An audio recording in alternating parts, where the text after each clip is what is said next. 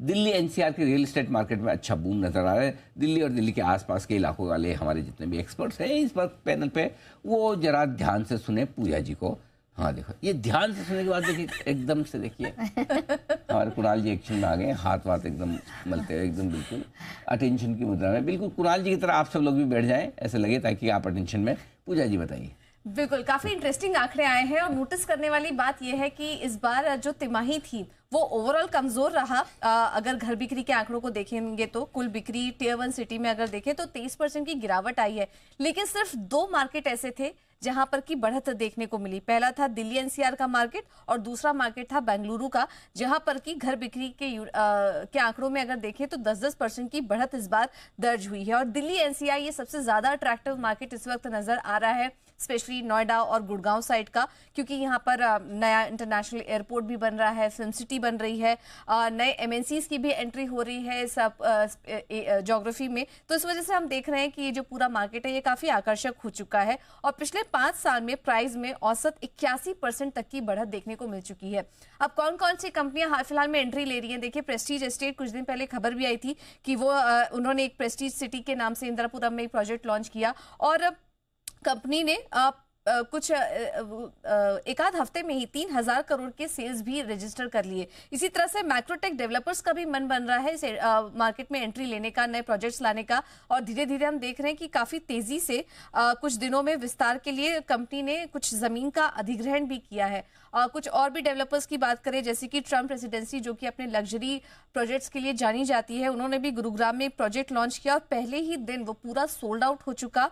Launch के पहले ही दिन करीब उन्होंने 3450 करोड़ की बिक्री की। तो हम देख सकते हैं कि लग्जरी मार्केट हो, अल्ट्रा प्रीमियम मार्केट हो, अफोर्डेबल सेगमेंट हो, सभी के लिए पूरा मार्केट काफी अट्रैक्टिव नजर आ रहा है। इस वजह से हम देखते हैं कि धीरे धीरे जो रियल एस्टेट डेवलपर्स हैं, कंपनियां हैं, वो इस तरफ अब ध्यान आकर्षित अपना कर रही हैं। ये है आपके लिए दिल्ली और एनसीआर में कुछ कुछ नए प्लेयर्स की एंट्री होती दिख रही है।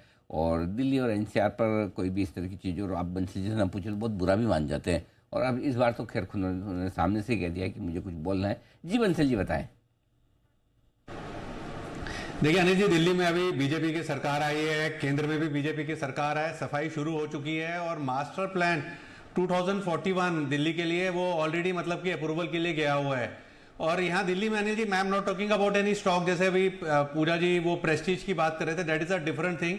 2003-4 एक टाइम था जब यहाँ पर नोएडा के अंदर कुणाल जी के आसपास अनिल जी फ्लैट्स 1 CR के थे और दिल्ली में अनिल जी जो डीडीए के फ्लैट थे एनीवेयर बिटवीन 25 से 40 लाख के होते थे। तो उन फ्लैट्स को अनिल जी मैंने खुद मतलब कि 6 महीने के अंदर 25 की चीज को 1 CR के पार जाते हुए देखा है। As of now south Delhi के अंदर डीडीए के फ्लैट्स अनिल जी रुके हुए हैं और ये जो मास्टर प्लान आ रहा है, दिल्ली में सफाई चल रही है, इस समय अगर दिल्ली में किसी को निवेश करना है, चाहे वो दिल्ली वासी हो चाहे मुंबई वासी हो, साउथ दिल्ली के अंदर डीडीए के फ्लैट्स लेने चाहिए अनिल जी। यहाँ पर संभावना है 2-2.5 साल में यहाँ पे प्राइसेस डबल होने की संभावना है, क्योंकि बिल्डर फ्लोर के प्राइसेस काफी बढ़े हुए हैं। गैप काफी ज्यादा है दिल्ली के डीडीए फ्लैट्स में एज कंपेयर टू नोएडा से, गुड़गांव से और दिल्ली में बिल्डर फ्लोर से। तो यहाँ पर ये गैप जो है ना, ये ब्रिज होगा और ये डीडीए के फ्लैट्स 2-2.5 साल में डबल होंगे यहाँ से। एक बार जरा कुणाल जी भी कुछ कहना है। कुणाल जी, क्या बंसल जी पार्ट टाइम ऐसा रियल एस्टेट कंसल्टेंसी भी करते हैं? अनिल जी रियल कंसल्टेंसी करते हैं अनिल जी, बंसल जी रियल एस्टेट की नहीं है अनिल जी, रियल कंसल्टेंसी है उनकी। तो अनिल जी हर विषय पर जो आप सोच लें अनिल जी, कैसे तड़का लगाना चाहिए दाल में इससे लेकर के कैसे धुलाई ठीक होती है और कौन सी दवाई लेनी चाहिए, तो हर विषय पर अनिल जी पूरा ज्ञान का भंडार है इनके पास। ये तो वो भी अनिल जी व्यवहारिक ज्ञान है, बिल्कुल प्रैक्टिकल। हाँ, करने के बाद ही बताते हैं, खाली एक इंग्लिश के मामले में थोड़ा सा कहीं पीछे